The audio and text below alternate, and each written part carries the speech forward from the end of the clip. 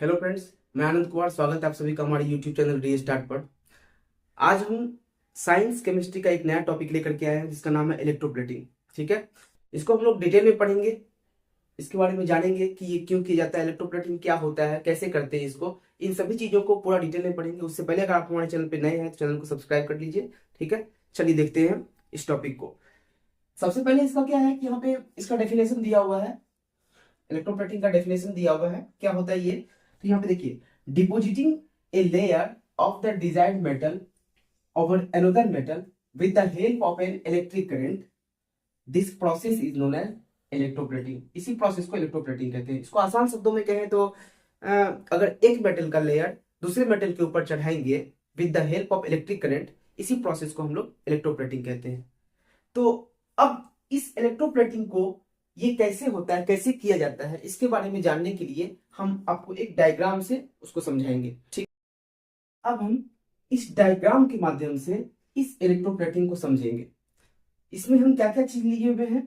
तो सबसे पहले हम एक बीकर ले लिए, एक बैटरी ले लिए हैं। बैटरी में पॉजिटिव टर्म और निगेटिव टर्म दोनों होता है। पॉजिटिव टर्म को हम लोग कहते हैं एनोड और निगेटिव टर्म को कहते हैं कैथोड। ठीक है, तो निगेटिव टर्म और पॉजिटिव टर्म बैटरी का दो ये चीज है। उसके बाद फिर क्या किए हम कि एक कॉपर प्लेट ले लिए और एक आयरन की ले लिए। ठीक है, और यहाँ पे जो है ये लिक्विड है। लिक्विड में क्या है, तो लिक्विड में हम डिस्टिल्ड वाटर का इस्तेमाल किए हैं।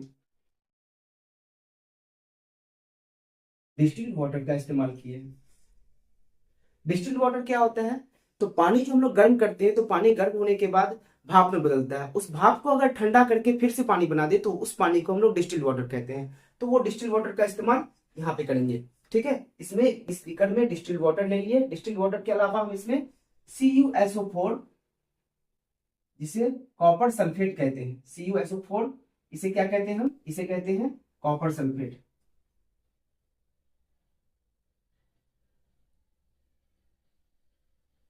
इसे कॉपर सल्फेट कहते हैं। CuSO4 कॉपर सल्फेट होता है। ये कॉपर सल्फेट हम इस डिस्टिल वाटर में डाल देंगे, जिससे इस पानी का जो कलर है, ठीक है, वो कैसा हो जाएगा, वो ब्लू कलर का हो जाएगा, जैसा कि यहाँ पे हम इस डायग्राम में बनाए हुए हैं। ठीक है, पानी का कलर कॉपर सल्फेट डालने के बाद डिस्टिल वाटर का कलर कैसा हो जाएगा, ब्लू हो जाएगा। ठीक है, उसके बाद क्या करेंगे कि इस पानी को, यानी इस सॉल्यूशन को, ये कॉपर सल्फेट सॉल्यूशन जो है, ठीक है, इस सोल्यूशन को ज्यादा कंडक्टिंग बनाने के लिए, ताकि ये इलेक्ट्रिक को का प्रवाह को आगे बढ़ा सके, इसको कंडक्टिंग करने के लिए हाइड्रोक्लोरिक एसिड HCl HCl ले लेंगे। और वो कौन सा HCl, डाइल्यूट HCl,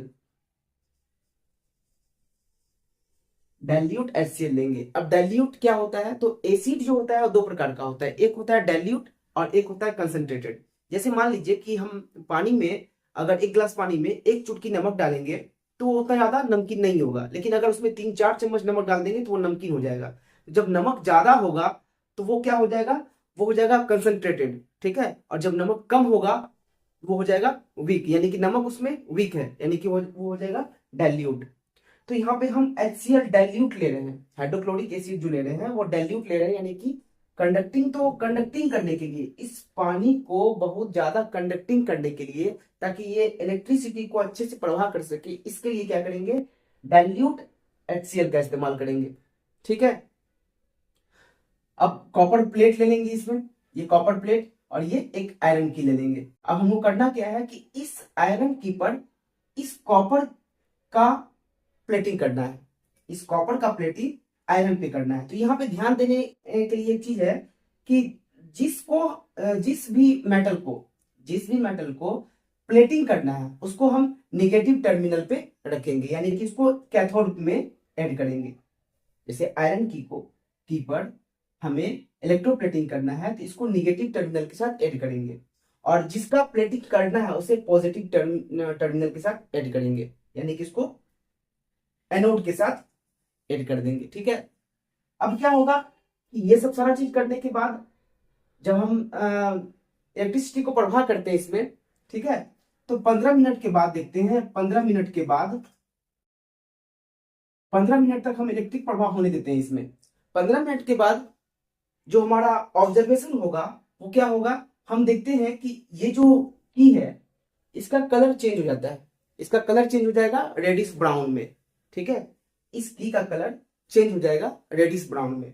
और ये जो कॉपर प्लेट है, ये कॉपर प्लेट जितना इसका थिकनेस है उसका थिकनेस कम हो जाएगा, ठीक है। और ये जो लिक्विड है, ये लिक्विड में कोई तरह किसी भी तरह का कोई भी चेंजेस नहीं आएगा, ये जैसा है उसी तरह का रहेगा, ठीक है। अब कंक्लूजन हमारा ये निकलता है कि ये जो आयरन की था, ये इलेक्ट्रोप्लेटिंग इसका हो चुका है, ठीक है। इसका इलेक्ट्रोप्लेटिंग हो चुका है और इस लिक्विड में कोई चेंज नहीं है। तो यहाँ पे क्या हुआ, यहाँ पे ये जो कॉपर प्लेट है, ये क्या यहां से निकल करके सीधा यहाँ आया? नहीं, ये यहां से इस लिक्विड में घुल गया और लिक्विड में घुलने के बाद ये तब यहाँ पर इस पर प्लेटिंग हो रहा है। इसका कॉपर का प्लेटिंग पहले लिक्विड में हुआ और तब जाकर के लिक्विड से यहाँ पर हुआ।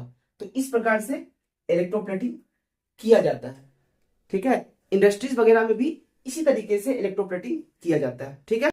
उम्मीद है कि इस डायग्राम के माध्यम से इलेक्ट्रोप्लेटिंग कैसे किया जाता है आप लोगों को ये अच्छे से समझ में आ गया होगा, ठीक है। अब हम यहाँ पे एक चीज और देखते हैं कि क्या इलेक्ट्रोप्लेटिंग सिर्फ दो मेटल पर ही किया जा सकता है या ऐसा कोई नॉन मेटल भी है जिस पर इलेक्ट्रोप्लेटिंग किया जा सकता है। तो हाँ, एक एक्सेप्शन के तौर पर एक नॉन मेटल है जिसका नाम है कार्बन। कार्बन पर भी कॉपर का इलेक्ट्रोप्लेटिंग किया जा सकता है। इसलिए किया जा सकता है क्योंकि कार्बन जो है वो इलेक्ट्रिसिटी का गुड कंडक्टर माना जाता है और गुड कंडक्टर होने के कारण कार्बन पर कॉपर का इलेक्ट्रोप्लेटिंग किया जा सकता है, ठीक है।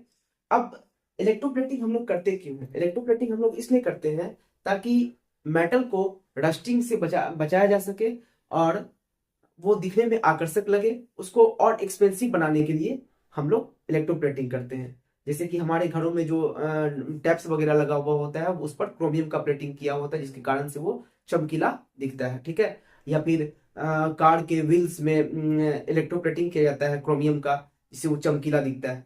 तो इसलिए हम लोग इलेक्ट्रोप्लेटिंग करते हैं। अब इलेक्ट्रोप्लेटिंग इंडस्ट्रीज में बहुत बड़े पैमाने पर किया जाता है। बड़े पैमाने पर होने के कारण क्या होता है कि ये जो लिक्विड होता है इलेक्ट्रोप्लेटिंग करने के बाद, इस लिक्विड में सॉल्ट और एसिड काफी मात्रा में पाया जाता है, जिसको डायरेक्ट डिस्चार्ज कर देने से किसी रिवर में डायरेक्ट डिस्चार्ज कर देंगे तो इक्वेटिक एनिमल या फिर हमारा जो इन्वायरमेंट है वो खतरे में पड़ सकता है। तो गवर्नमेंट समय समय पर इसके डिस्चार्ज को लेकर अपना जो निर्देश है वो जारी करती है, ठीक है। तो उम्मीद है कि आप लोगों को ये टॉपिक इलेक्ट्रोप्लेटिंग समझ में आ गया होगा, अच्छे से समझ में आ गया होगा। और अगर अच्छे से समझ में आ गया है तो अपने दोस्तों के साथ इसे शेयर कीजिए। हम मिलेंगे एक नए वीडियो में। इस वीडियो को पूरा देखने के लिए बहुत बहुत धन्यवाद।